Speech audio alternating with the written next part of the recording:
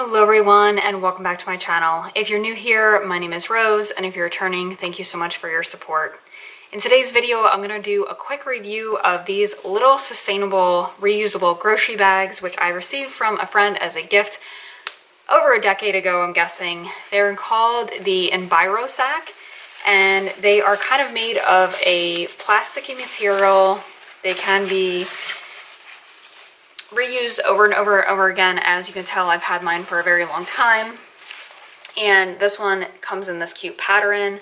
I also bought this as a gift for someone this past Christmas, and you can still get them on Amazon. They're about, I think, $15 to $20. You can see that they're super spacious. On the Amazon listing, it says that it can hold about 3 grocery bags full. I've personally gotten more than that in it, and this was hugely helpful to me when I was living in a state that doesn't allow for plastic bags anymore and you have to carry them around. They also fold up. I have another one here in a different... They fold up really easily. It's not like opening a tent. It's very easy to fold up and clip it together like this so that you can easily carry it around in your purse or in your car and have it ready for all of your grocery trips.